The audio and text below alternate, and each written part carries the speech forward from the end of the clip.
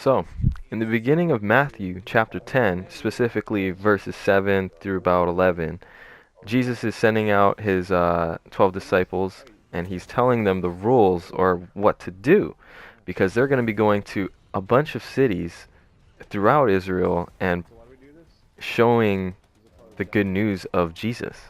So, he tells them not to bring any money, not to bring any bags, not even changes of clothes, nor staves, nor sandals. So they're basically just hoboing it out, and God is just going to take care of them throughout their whole ordeal doing this. And I think that is pretty amazing.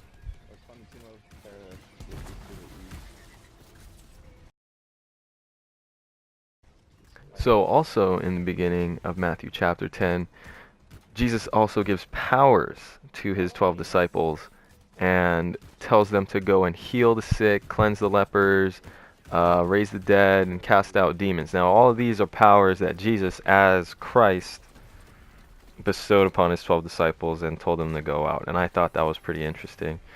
Uh, that he could do that. Of course he could, because he's God. So, yeah.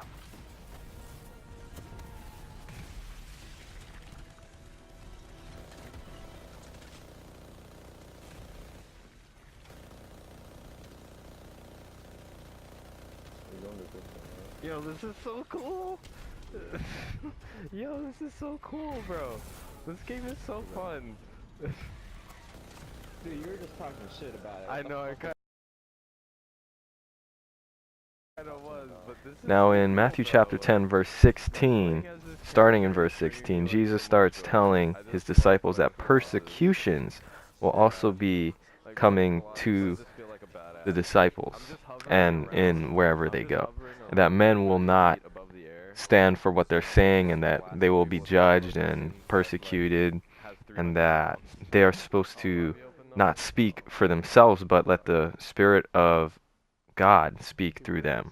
And there's an obvious cool thing there.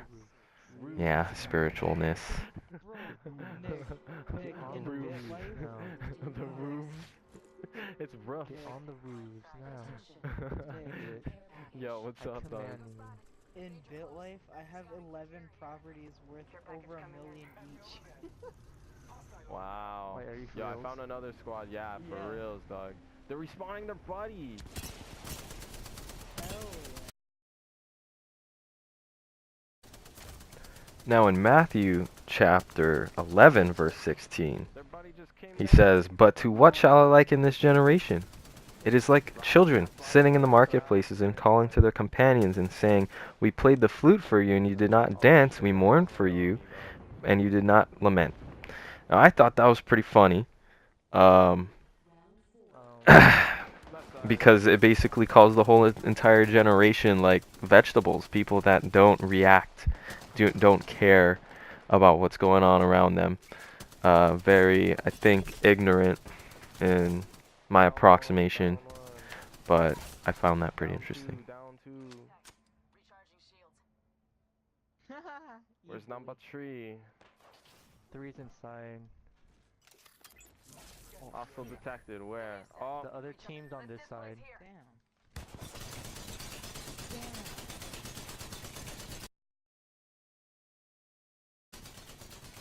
in the next verse of 18, it explains that John came to the Jews not drinking or eating, and they said that he was a demon, or he had a demon.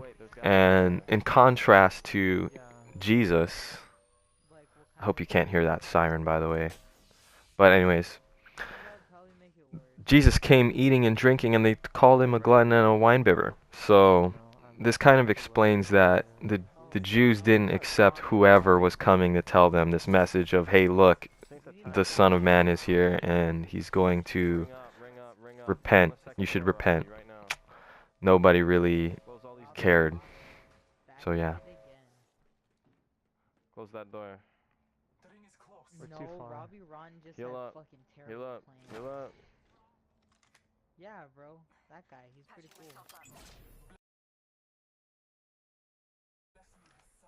Now in verse 29, all the way at the end of the chapter, it says to take my yoke, and my is Christ's yoke, upon you and learn from me. Take those. Now that's kind of like a weird analogy, but the yoke would be something that fixes like an animal, like an oxen or a cow, to do work. So the yoke is representative of the will of God or God's plan or whatever He wants for you to do. And if we take up the yoke of Christ, we can have a nice life and obey God. And it says that the burden is light and the yoke is easy. So Oh we shit, have yo, a yo. lot of reason Circle, to circle. do such a thing.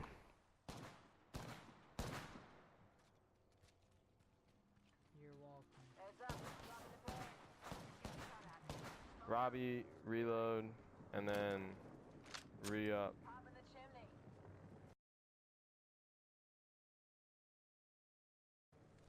So at the beginning of Matthew chapter 12, we can see that Jesus gets into an argument with the Pharisees over some small stuff about the Sabbath.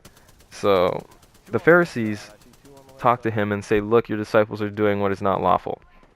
They're eating grain because they were hungry.